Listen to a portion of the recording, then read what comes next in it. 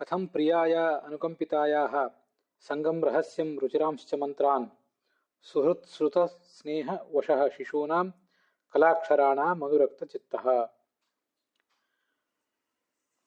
भागवत सारोद्धारे अयं 63तमः श्लोकः 63ने श्लोक।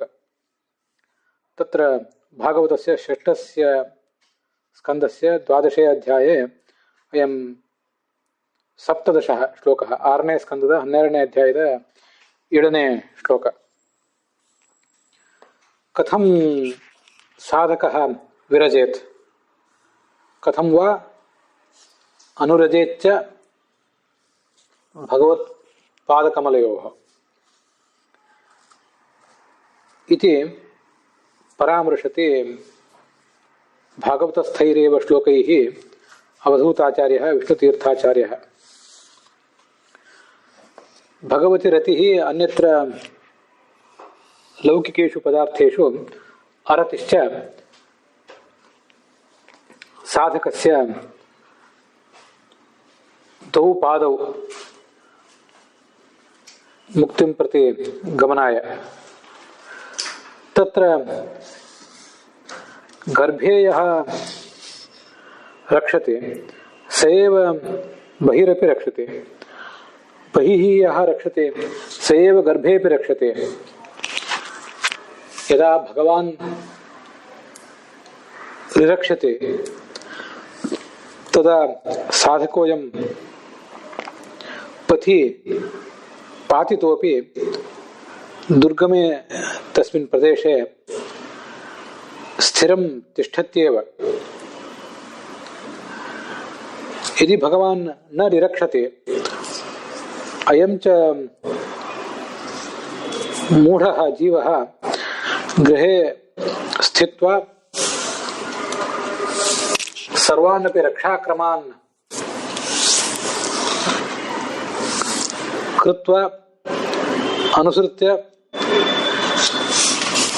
अहं सुरक्षितोऽस्मीति मन्यमानोऽपि भगवतः एव संकल्पेन हतत्वात् नूनं विनश्यत्येव। यदि भगवतः नयनकमलयोः कृपादृष्टिः एनम् अनाथमपि जीवं स्पृशति तर्हि सः नूनं जीवितुं प्रभवति। यदि परमात्मनः कृपाकटाक्षः नैव सिद्ध्यति तदा गृहे संगुप्तोऽपि अयं जीवः न जीवति।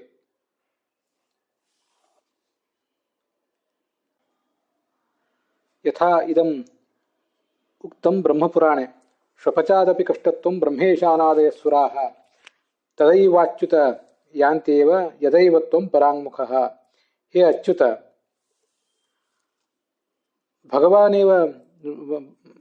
भवानेव सर्वैरपि प्रकारैः च्युतिं न विन्दसे। अन्ये तो ब्रह्मेशानादयः सुराः अपि यदि त्वं पराङ्मुखो भवसि तस्मिन् पक्षे श्वपचादपि नीचादपि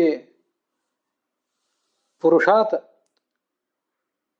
कष्टम् एते प्राप्नुवन्ति। यदा भगवान् पराङ्मुखः तदा सर्वोप्ययं जीवलोकः लक्ष्मी ब्रह्मादि सहितः सुखं जीवेत्। यदा तो भगवान् पराङ्मुखः भवति तदा सर्वेप्येते नूनं नैकविधानि कष्टानि अनुभूय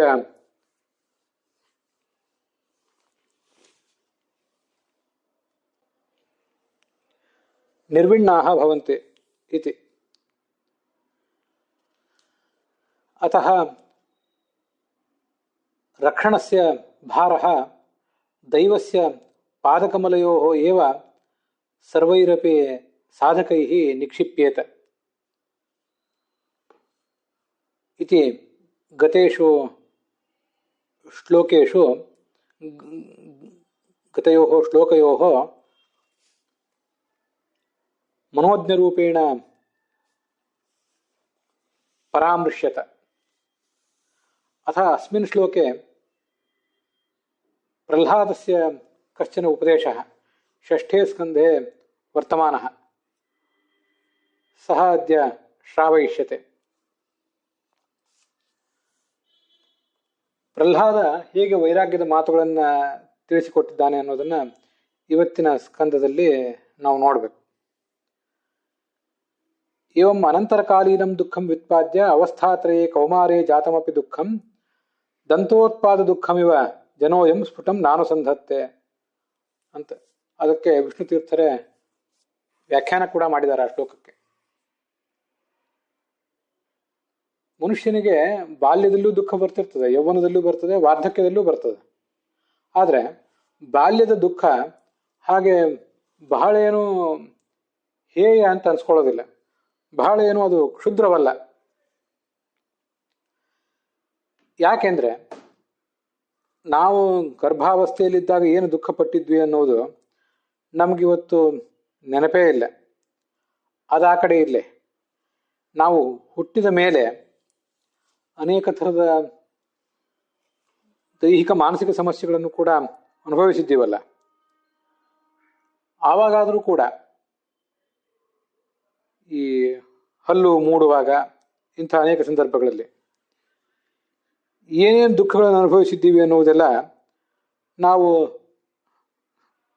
ದೊಡ್ಡವರಾದ ಮೇಲೆ ನಮಗೆ ನೆನಪಿಗೆ ಬಂದಿರ್ತದೇನೋ.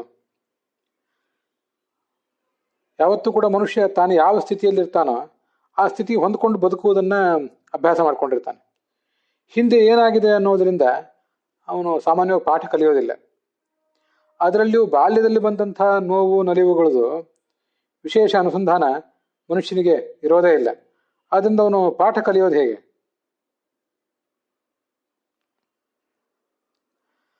ಅದಕ್ಕಾಗಿ ಯೌವನ ವಾರ್ಧಕ್ಯದಲ್ಲಿ ಬರುವಂಥ ದುಃಖವೇ ಹೆಚ್ಚು ಹೇಯ. ಆ ದುಃಖವನ್ನೇ ತೋರಿಸ್ಬೇಕು. ಆದ್ದರಿಂದ ಬಾಲ್ಯದಲ್ಲಿ ಬರುವಂಥ ದುಃಖದ ದೃಷ್ಟಾಂತವನ್ನು ತೋರಿಸುವುದರಿಂದ ಬಹಳ ಏನೂ ಲಾಭ ಇಲ್ಲ ಅಂತ ಆಲೋಚನೆ ಮಾಡಿದ್ದಾರೆ. ಯೌವನದಲ್ಲಿ ಬರುವಂಥ ದುಃಖವನ್ನೇ ತೋರಿಸ್ತಾರೆ ಈಗಿನ ಶ್ಲೋಕದಲ್ಲಿ. ಅವನೇನು ಮಾಡ್ತಾನೆ ಸಾಧಕ ಅಂದರೆ, ಸ್ವತಂತ್ರವಾಗಿ ಜೀವಿಸಬೇಕಾದಂಥ ವ್ಯಕ್ತಿ ಅವನು. ಅಂಥವನು ಸಂಪತ್ತು ಮತ್ತು ಕುಟುಂಬ ಸುಖ ಇತ್ಯಾದಿಗಳ ಮೋಹಕ್ಕೆ ಬೀಳ್ತಾನೆ. ಬಿದ್ದು ಅದಕ್ಕಾಗಿ ನಾನಾ ಥರದ ಪ್ರಯತ್ನಗಳನ್ನು ಮಾಡ್ತಾನೆ. ಅವನಿಗೆ ತನ್ನನ್ನು ತಾನು ಆ ಪಾಶದಿಂದ ಬಿಡಿಸ್ಕೊಳ್ಳಿಕ್ಕೂ ಆಗೋದಿಲ್ಲ. ಅದು ಹೇಗೆ? ಗಂಡಿಗೆ ಹೆಣ್ಣಿನ ಮೇಲೆ ಅನುರಾಗ, ಹೆಣ್ಣಿಗೆ ಗಂಡಿನ ಮೇಲೆ ಅನುರಾಗ. ಯೌವನದಲ್ಲಿ ಪರಸ್ಪರ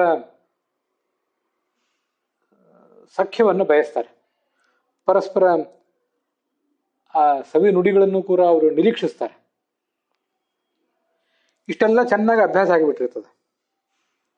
ಹೀಗೆಲ್ಲ ಚೆನ್ನಾಗಿ ಅಭ್ಯಾಸ ಆದಮೇಲೆ ಮುಂದೆ ಯೌವನದಲ್ಲಿಯೂ ಕೂಡ ಅದೇ ನೆನಪಿಗೆ ಬರ್ತಿರ್ತದೆ. ಅದನ್ನು ಬಿಡ್ಲಿಕ್ಕಾಗೋದಿಲ್ಲ. ಹುಟ್ಟಿದ ಆರಭ್ಯ ತಂದೆ ತಾಯಿ ಅಜ್ಜ ಅಜ್ಜಿ ಸಹೋದರರು ಮತ್ತು ಇವರೆಲ್ಲರದು ಬಾಂಧವ್ಯ ಅವನಿಗೆ ಅಂಟಿಕೊಂಡಿರ್ತದಲ್ಲ. ಹಾಗೆ ಅಂಟಿಕೊಂಡಿರೋದ್ರಿಂದ ಅದನ್ನು ಮಧ್ಯ ವಯಸ್ಸು ವಾರ್ಧಕ್ಯ ಬಂದಾಗಾದರೂ ಅದನ್ನು ತಿರಸ್ಕಾರ ಹೇಗೆ ಮಾಡ್ತಾನೆ? ತಾನು ಗೃಹಸ್ಥಾಶ್ರಮವನ್ನು ಪ್ರವೇಶ ಮಾಡಿದ ಮೇಲೆ ಮಕ್ಕಳನ್ನು ಬಯಸಿ ಪಡಿತಾನೆ. ಆ ತಂದೆ ತಾಯಂದಿರು ಮಕ್ಕಳ ಸವಿ ನುಡಿಯನ್ನೇ ಯಾವತ್ತೂ ಕೇಳ್ತಾ ಇರ್ತಾರೆ. ಆ ಸುಖವನ್ನು ಅವರು ಮರೀಲಿಕ್ಕೆ ಸಮರ್ಥರಾಗೋದಿಲ್ಲ. ಯಾವತ್ತೂ ಕೂಡ ಅಂಥದೇ ಸುಖ ಮಕ್ಕಳು, ಅವರ ಸಂಘ ಸುಖ ಆಯಿತು. ಮುಂದೆ ಮೊಮ್ಮಕ್ಕಳು. ಮೊದಲು ಮಕ್ಕಳಾಗದೇ ಇದ್ದಾಗ ಅದು ಚಿಂತೆ, ಮುಂದೆ ಮೊಮ್ಮಕ್ಕಳಾಗದೆ ಹೋದರೆ ಆ ಚಿಂತೆ, ಮರಿಮಕ್ಕಳಾಗದೆ ಹೋದರೆ ಆ ಚಿಂತೆ, ಹೀಗೆ ನಾನಾ ಥರದ ಚಿಂತೆಗಳು ಅವನನ್ನ ಪೀಡಿಸ್ತಾನೆ ಇರ್ತವೆ. ಅದನ್ನು ಮರಿಲಿಕ್ಕೆ ಅವನಿಗೆ ಹೇಗೆ ಸಾಧ್ಯ ಆಗ್ತದೆ?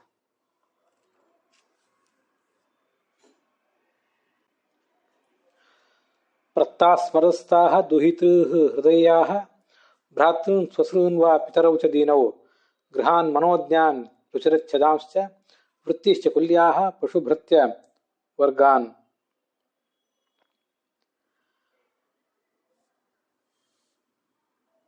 ಇವನು ತಾನು ಕುಟುಂಬ ಬಂಧನಕ್ಕೆ ಸಿಲುಕಿದ ಮೇಲಿಂದ ತನಗೆ ಮಕ್ಕಳಾದಾಗ ಆ ಹೆಣ್ಣು ಮಕ್ಕಳನ್ನ ಮದುವೆ ಮಾಡಿ ಕೊಟ್ಟಿದ್ದಾನೆ.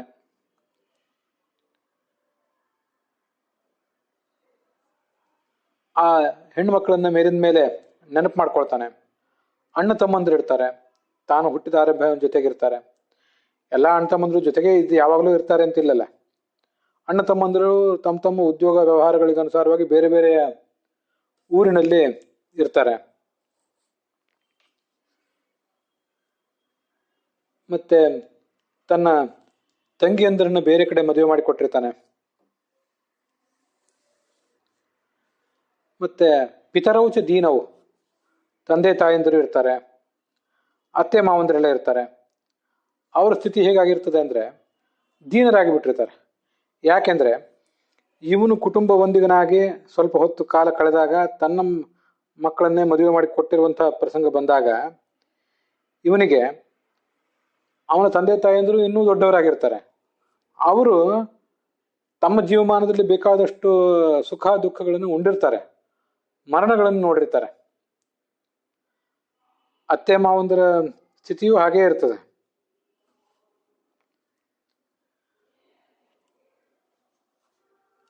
ಅವರು ದೀನರಾಗಿರ್ತಾರೆ, ದುಃಖಿತರಾಗಿರ್ತಾರಲ್ಲ. ದುಃಖಿತರಾದಂತಹ ಅವರನ್ನು ನೋಡಿ ಇವನು ದುಃಖಿತನಾಗ್ತಾನೆ. ಅವರ ಉಪಚಾರವನ್ನು ಇವನು ಮಾಡ್ಬೇಕಾಗ್ತದೆ. ಅವ್ರನ್ನೆಲ್ಲ ನೆನೀತಾ ಇರ್ತಾನೆ ಅವನು. ಗೃಹಾನ್ ಮನೋಜ್ಞಾನ್, ಮನೆ ಕಟ್ಕೊಂಡಿರ್ತಾನೆ, ಸುಂದರವಾದ ಮನೆಯನ್ನ. ತನಗೆ ಬೇಕಾದಷ್ಟು ಪೀಠೋಪಕರಣಗಳನ್ನೆಲ್ಲ ಅಲ್ಲಿ ಸಜ್ಜು ಮಾಡ್ಕೊಂಡಿರ್ತಾನೆ. ಮನೆಗೆ ಬರುವವರು ಹೋಗುವವರೆಲ್ಲ ಏನು ಅದ್ಭುತವಾದ ಮನೆ ಕಟ್ಟಿಸಿದ್ದೀರಿ ಅಂತ ಅವನನ್ನ ಪ್ರಶಂಸೆ ಮಾಡ್ತಾ ಇರ್ತಾರೆ.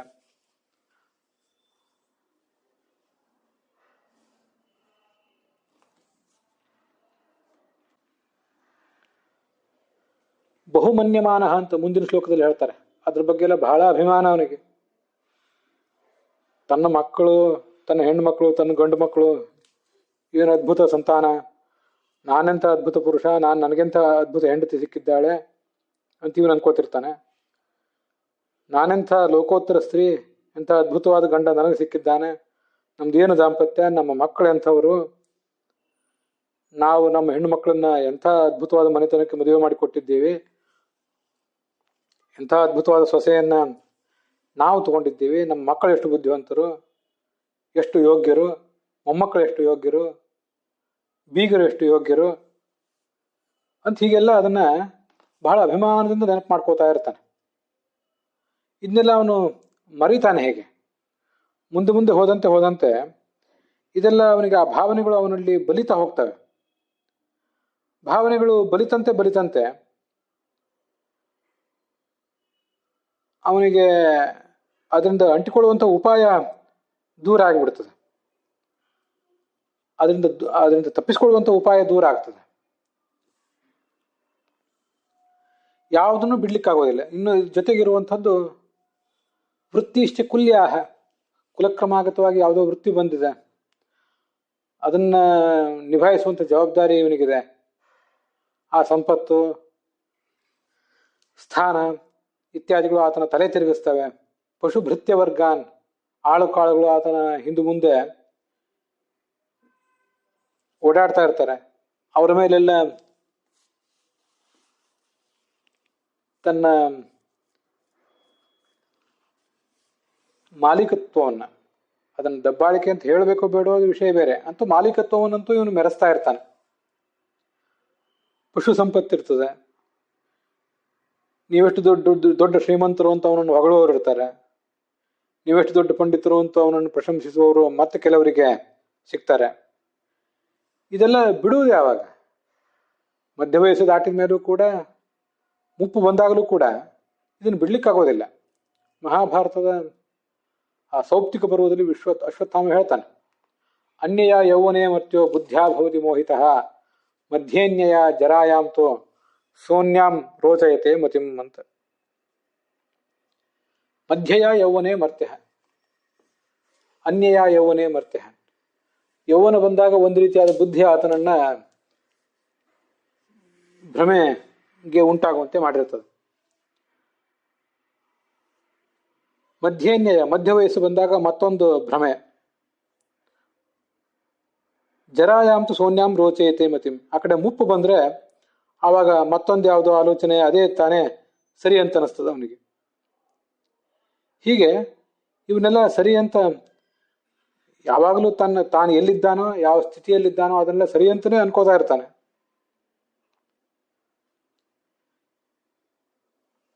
ತನ್ನದು ತಪ್ಪಿರಬಹುದು, ತಾನು ಬದುಕ್ತಾ ಇರುವ ರೀತಿ ಸರಿ ಇರ್ಲಿಕ್ಕಿಲ್ಲ ಅಂತ ಅವನಿಗೆ ಯಾವತ್ತೂ ಆಲೋಚನೆಯೇ ಬರೋದಿಲ್ಲ. ಇದರಿಂದ ಬಿಡಿಸ್ಕೊಳ್ಳಿಕ್ಕೆ ಅವನಿಗೆ ಆಗೋದಿಲ್ಲ.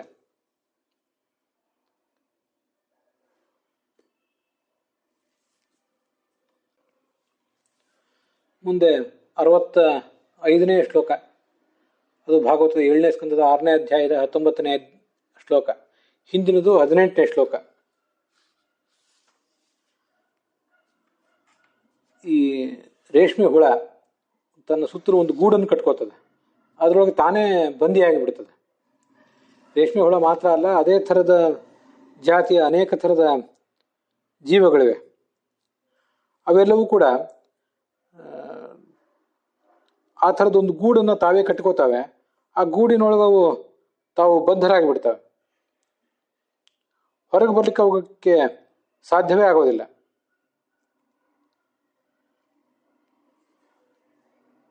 ಅದರಂತೆ ಈ ಜೀವನೂ ಕೂಡ ಆ ವಿಷಯದ ಆಸೆ, ಲೌಕಿಕ ವಿಷಯಗಳ ಮೋಹ, ಅದರ ಬಂಧನದೊಳಗೆ ಇದ್ದು ಬಿಡ್ತಾನೆ.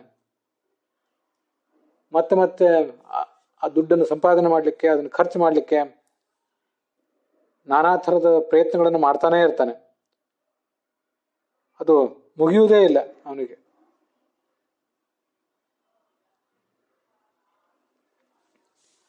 ಕೋ ಗೃಹೇಶು ಭವಾನ್ಸಕ್ತಂ ಆತ್ಮಾನಂ ಅಜಿತೇಂದ್ರಿಯ ಸ್ನೇಹಪಾಶೈ ದೃಢೈ ಬದ್ಧಂ ಉತ್ಸಹೇತ ವಿಮೋಚಿತಂ.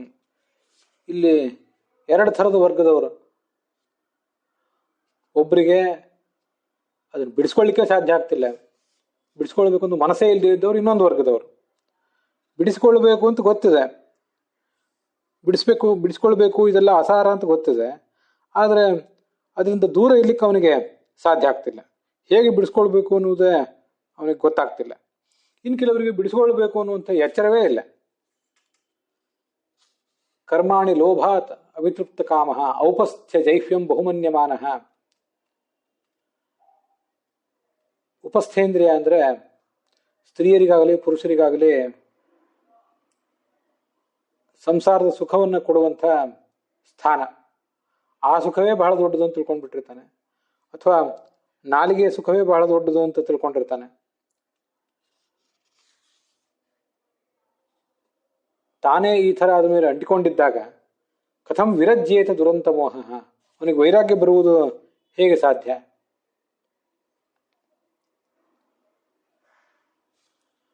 ವೈರಾಗ್ಯ ಬರುವುದು ಹೇಗೆ ಸಾಧ್ಯ ಅಂತ ಅನ್ನೋದನ್ನು ಒಂದು ಬಾರಿ ಆಲೋಚನೆ ಮಾಡಬೇಕು.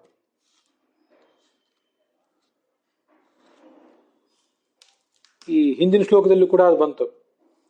ಕಥಂ ಪ್ರಿಯಾಯ ಅನುಕಂಪಿತಾಯ ಅನ್ನೋ ಶ್ಲೋಕದಲ್ಲಿ, ರುಚಿರಾಂಶ ಮಂತ್ರ ಆ ಶ್ಲೋಕದಲ್ಲಿ ಬಂತು. ಮುಂದೆ 64ನೇ ಶ್ಲೋಕದಲ್ಲಿ ಬಂತು, 65ನೇ ಶ್ಲೋಕದಲ್ಲೂ ಬಂತು. ವ್ಯಕ್ತಿ ಅವನು ಸಂಸಾರವನ್ನು ಕಟ್ಟಿಕೊಳ್ಳೇಬೇಕು. ನಾವ್ಯಾರೂ ಅಷ್ಟು ಪೂರ್ಣವಾಗಿ ವಿರಕ್ತರಲ್ಲ. ವೈರಾಗ್ಯದ ಸೋಗು ಹಾಕಿ ಏನಾದರೂ ಹಾಗೆ ಮುಂದುವರೆದ್ವಿ ಅಂತಾದರೆ ಅದರಿಂದ ನಮಗೂ ಮತ್ತು ನಮ್ಮ ಸಂಪರ್ಕದಲ್ಲಿ ಬಂದಂಥ ಉಳಿದವರಿಗೂ ಕೂಡ ಅದರಿಂದ ತೊಂದರೆ ತಪ್ಪಿದ್ದಲ್ಲ. ಆದರೆ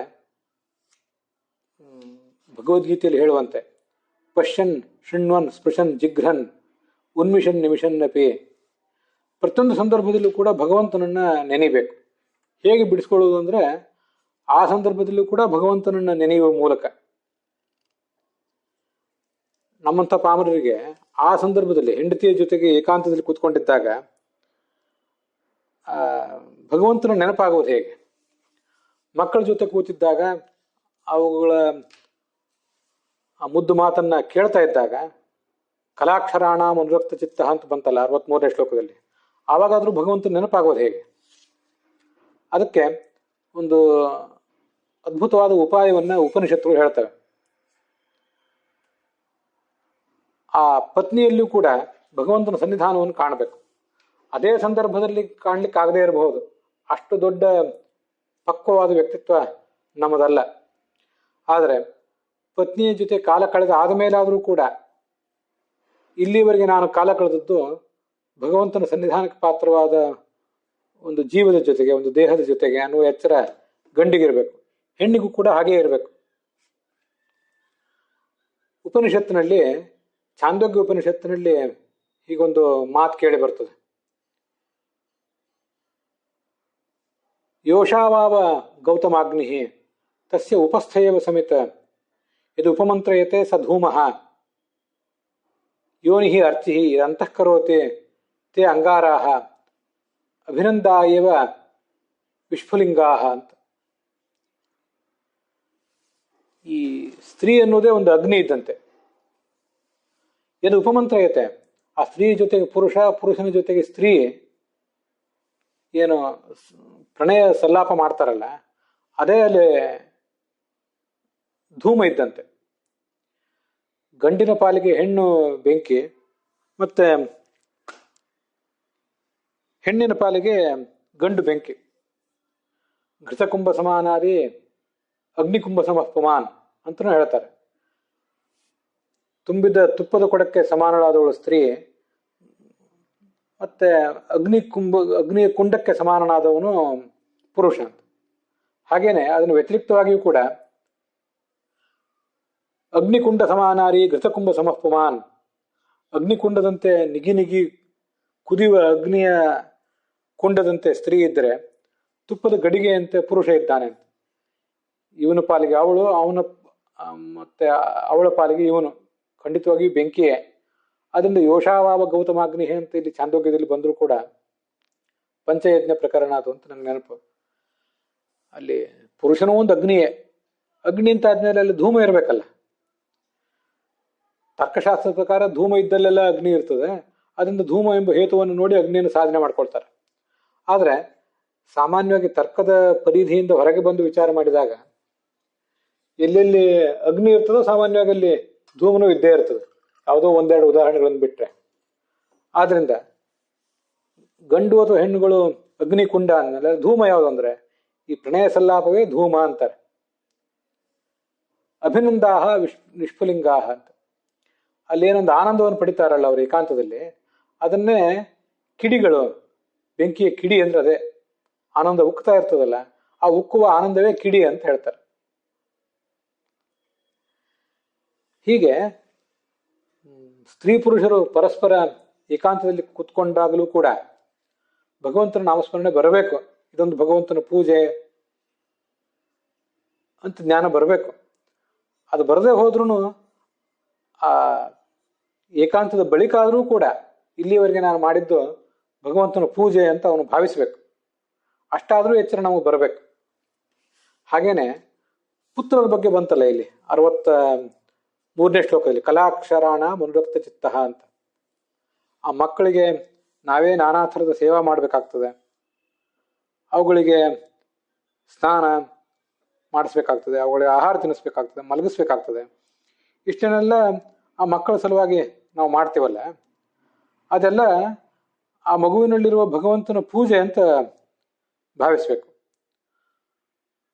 ಛಾಂದೋಗ್ಯ ಐತರೇಯ ಉಪನಿಷತ್ತಿನ ಭಾಷ್ಯ ಅದನ್ನು ವರ್ಣನೆ ಮಾಡ್ತದೆ. ಪುತ್ರಸ್ಥಸ್ಯ ಹರೇ ಪೂಜಾಂ ಕುರುವತಃ ಪೃಥ್ವೀ ಸ್ಥಿತಿ ಸ್ವರ್ಗಸ್ಥಸ್ಯಾಪಿ ಭವತಿ ಪುತ್ರ ಪುಣ್ಯಂ ಯಥೋಖಿಲಂ ಅಂತ ಅದೊಂದು ಮಾತು. ಪುತ್ರಸ್ಥಸ್ಯ ಹರೇ ಪೂಜಾಂ, ಮಗುವಿನಲ್ಲಿ, ನಮ್ಮ ಮಗುವಿನಲ್ಲಿ ಆ ಭಗವಂತ ಇದ್ದಾನೆ. ಭಗವಂತನ ಪೂಜೆಯನ್ನು ನಾವು ಮಾಡ್ತಾ ಇದ್ದೇವೆ. ಭಗವಂತನ ಪೂಜೆಯನ್ನು ನಾವು ಮಾಡುವುದು ಕೇವಲ ವಿಗ್ರಹದಲ್ಲಿ ಪೂಜಾ ಕಾಲದಲ್ಲಿ ಅಂತ ಮಾತ್ರ ಅಲ್ಲ, ಬೇರೆ ಸಂದರ್ಭದಲ್ಲೂ ಪ್ರತಿನಿತ್ಯ ಕೂಡ ನಾವು ಮಾಡುವುದೆಲ್ಲವೂ ಕೂಡ ಭಗವಂತನ ಪೂಜೆಯೇ. ಯಾಕೆಂದ್ರೆ ತಂದೆ, ತಾಯಿ, ಮಕ್ಕಳು, ಸಹೋದರರು, ಹೀಗೆ ಪ್ರತಿಯೊಬ್ಬರೂ ಕೂಡ ಭಗವಂತನ ಪ್ರತೀಕರೇ. ಇವರು ಪ್ರತಿಯೊಬ್ಬರೂ ಭಗವಂತನ ಪ್ರತೀಕರಾದ್ದರಿಂದ ಆ ಪ್ರತೀಕಗಳ ಜೊತೆಗೆ ವ್ಯವಹರಿಸುವುದೇನಿದೆ ಅದೆಲ್ಲ ಭಗವಂತನ ಪೂಜೆನೇ. ಅದು ಲೋಹದ ಪ್ರತಿಮೆ, ಗಂಡ ಹೆಂಡತಿ ಮಕ್ಕಳು ಇವರೆಲ್ಲ ಲೋಹದ ಪ್ರತಿಮೆ ಅಲ್ಲದೆ ಇರಬಹುದು, ಕಲ್ಲಿನ ಪ್ರತಿಮೆ ಅಲ್ಲದೆ ಇರಬಹುದು, ಆದರೆ ಭಗವಂತನ ಪ್ರತಿಮೆ ಅಂತನ್ನುವುದು ನಿಶ್ಚಿತ. ಭಗವಂತನ ಪ್ರತಿಮೆಗಳೇ ನಾನಾ ಥರ ಇವೆ, ಅವುಗಳಲ್ಲಿ ಒಂದೊಂದಕ್ಕೆ ಒಂದೊಂದು ರೀತಿಯಾದ ಪೂಜೆ ಅಷ್ಟೆ. ಶಿಲೆಯ, ಲೋಹದ ಪ್ರತಿಮೆಗಳಿಗೆ ಅಭಿಷೇಕ ಮೊದಲಾದದ್ದಿದೆ. ಕಟ್ಟಿಗೆ ಪ್ರತಿಮೆಗಳಾದರೆ ಅದಕ್ಕೆ ಯಾವತ್ತೂ ಅಭಿಷೇಕ ಇರೋದಿಲ್ಲ, ನಮ್ಗೆ ಗೊತ್ತಿದೆ. ಭಗವಂತನದೇ ಪ್ರತೀಕ, ಆದರೆ ಕಟ್ಟಿಗೆ ಪ್ರತೀಕ ಆದರೆ ಅದಕ್ಕೆ ಯಾವತ್ತೂ ಪೂಜೆ ಇರೋದಿಲ್ಲ, ನಿತ್ಯ ಅಭಿಷೇಕ ಇರೋದಿಲ್ಲ. ಪೂಜೆ, ಮಂಗಳಾರತಿ ಇತ್ಯಾದಿ ಇರ್ತದೆ, ನಿತ್ಯ ಅದಕ್ಕೆ ಅಭಿಷೇಕ ಇರೋದಿಲ್ಲ. ಅದರಂತೆ ಈ ಪ್ರತೀಕಗಳೇನಿವೆ, ನಮ್ಮ ಸುತ್ತಮುತ್ತಲಿರುವಂತಹ ಪ್ರತೀಕಗಳು, ಇವೆಲ್ಲವೂ ಕೂಡ ಆ ಭಗವಂತ ನಮ್ಗೆ ಕೊಟ್ಟಿರುವಂತಹ ಪ್ರತಿಮೆಗಳು ಅಂತ ಭಾವಿಸಿದಾಗ ಅವುಗಳಲ್ಲಿ ನಡೆಸಬೇಕಾದ ಪೂಜೆ ಅದು ಬೇರೆ ರೀತಿಯಾದ ಪೂಜೆ. ಅದು ನಿತ್ಯ ಗಂಡ ಹೆಂಡತಿಗೆ, ಹೆಂಡತಿ ಗಂಡನಿಗೆ ಅಭಿಷೇಕ ಮಾಡಬೇಕಾಗಿಲ್ಲ, ಮಂಗಳಾರತಿ ಮಾಡಬೇಕಾಗಿಲ್ಲ. ಹೆಂಡತಿಯನ್ನು ಹೇಗೆ ನಡೆಸ್ಕೋಬೇಕೋ ಹಾಗೆ ಹೆಂಡತಿಯನ್ನು ನಡೆಸ್ಕೋಬೇಕು ಗಂಡನನ್ನು ಹೇಗೆ ನಡೆಸ್ಕೊಳ್ಬೇಕೋ ಹಾಗೆ ಹೆಂಡತಿ ಗಂಡನನ್ನ ನಡೆಸ್ಕೋಬೇಕು. ಆ ಥರ ಮಾಡಿದ್ದಾದ್ರೆ ಅದು ಪೂಜೆ. ಮಕ್ಕಳನ್ನ ಮಕ್ಕಳಂತೆ, ತಂದೆ ತಾಯಂದಿರಿಗೆ ಉಚಿತವಾಗಿ, ಗುರುಗಳಿಗೆ ಉಚಿತವಾದ ರೀತಿಯಲ್ಲಿ ಹೀಗೆ ಉಪಚರಿಸುವುದೇ ಅವರವರಿಗೆ ನಾವು ಮಾಡುವಂತಹ ಒಂದು ಪೂಜಾ ಇದೆ. ಹರಿಕಥಾಮೃತ ಸಾರದಲ್ಲಿ ಅದನ್ನ ದಾಸರು ಹೇಳ್ತಾರೆ. ದೇಹಾಗಾರ, ಸುತ, ಪತ್ನಿ ಮೊದಲಾದವುಗಳಲ್ಲಿ ಇವೆಲ್ಲವೂ ಭಗವಂತನ ಪ್ರತೀಕ ಅಂತ ತಿಳಿದು ಸಮೂಹಕ್ಕೊಳಗಾಗದೆ ಭುಂಜಿಸುತ್ತಿರುವಂತ ಭಗವಂತ ಕೊಟ್ಟ ಪ್ರತಿಮೆಗಳಿವು. ಇಲ್ಲಿಯೂ ಕೂಡ ಆವಾಹನ ವಿಸರ್ಜನೆಯನ್ನು ಮಾಡಬೇಕಾಗಿಲ್ಲ. ತುಂಬಾ ಅದ್ಭುತವಾದ ಸಂಗತಿ. ಶಾಲಗ್ರಾಮದಲ್ಲಿ ಆವಾಹನ ವಿಸರ್ಜನೆ ಹೇಗೆ ಬೇಕಾಗಿಲ್ವಾ, ಹಾಗೆ ಭಗವಂತ ಕೊಟ್ಟಿರುವಂತಹ ಈ ಪ್ರತಿಮೆಗಳಲ್ಲಿಯೂ ಕೂಡ ಆವಾಹನ ವಿಸರ್ಜನೆ ಎಂದೂ ಬೇಕಾಗಿಲ್ಲ. ಉಳಿದ ಪ್ರತಿಮೆಗಳಲ್ಲಿ, ಲೋಹದ, ಶಿಲೆಯ ಪ್ರತಿಮೆಗಳಲ್ಲೆಲ್ಲ ಆವಾಹನ ವಿಸರ್ಜನೆ ಇತ್ಯಾದಿ ಯಾವುದೂ ಬೇಕಾಗ್ತದೆ.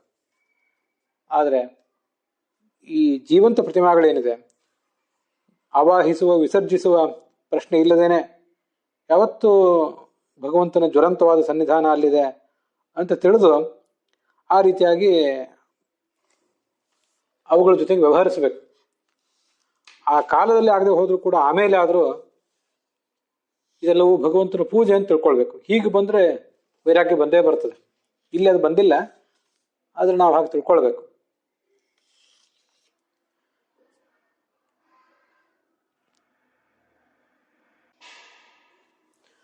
ತಂದೆ ತಾಯಂದಿರು, ಗುರುಗಳಂತೂ ಹೇಳುವುದೇ ಬೇಡ, ಭಗವಂತನ ಪ್ರತೀಕಗಳೇ.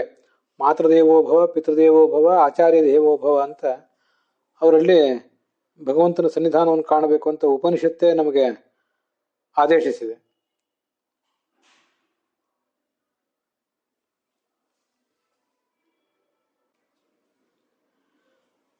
ಹೆಂಡತಿ ಮಾತ್ರ ಗಂಡನನ್ನ ಭಗವಂತನ ಸನ್ನಿಧಾನಕ್ಕೆ ಪ್ರತೀಕ ಅಂತ ಭಾವಿಸುವುದಲ್ಲ, ಗಂಡನೂ ಕೂಡ ಹೆಂಡತಿಯನ್ನ ಭಗವಂತನ ಪ್ರತೀಕ ಅಂತ ಭಾವಿಸಬೇಕು. ಹೀಗೆಲ್ಲ ಮಾಡಿದ್ದಾದ್ರೆ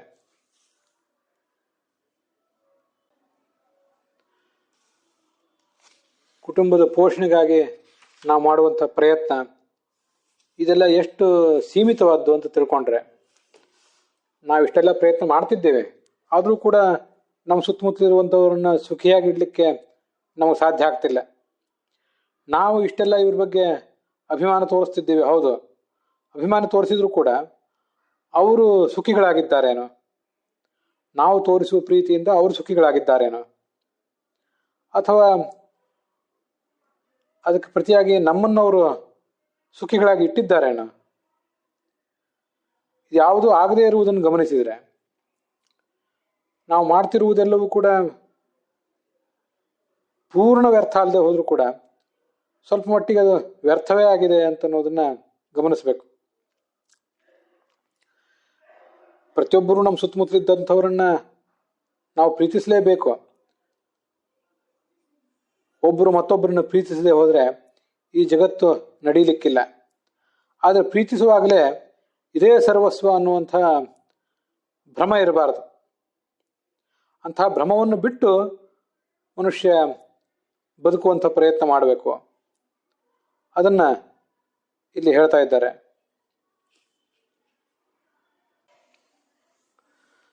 ಲೌಕಿಕ ಕಾರ್ಯಗಳನ್ನ ಮಾಡ್ತಾ ಇರುವಾಗಲೂ ಕೂಡ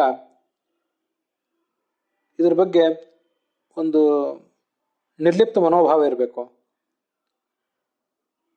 ಅದರಲ್ಲೇ ಮುಳುಗಿ ತನ್ನ ಅಧ್ಯಾತ್ಮದ ಸಾಧನವನ್ನ ಮರೆಯಬಾರದು. ಹೇಗೆ ವಿರಕ್ತನಾಗ್ತಾನೆ ಮನುಷ್ಯ ಅಂದರೆ ಹೀಗೆ ವಿರಕ್ತನಾಗ್ತಾನೆ, ಹೀಗೆ ಇದೆಲ್ಲವನ್ನು ಮರೀತಾನೆ ಅಂತ ಅದರ ತಾತ್ಪರ್ಯ ಆಗ್ತದೆ. ಭಗವಂತನ ಪೂಜೆ ಅಂತ ಭಾವಿಸುವ ಮೂಲಕ, ಭಗವಂತನನ್ನು ಸದಾ ಮರೆಯದೇ ಇರುವ ಮೂಲಕ ನಮ್ಮನ್ನ ಮುತ್ತಿರುವಂಥ ಈ ಅಭಿಮಾನಗಳಿಂದ, ಭ್ರಮೆಗಳಿಂದ ನಾವು ನಮ್ಮನ್ನು ಬಿಡಿಸ್ಕೊಳ್ಬಹುದು ಅಂತ ಅದರ ತಾತ್ಪರ್ಯ. ಅಲ್ಲಿಗೆ ಈ ಭಾಗ ಸಮಾಪ್ತವಾಗಿದೆ.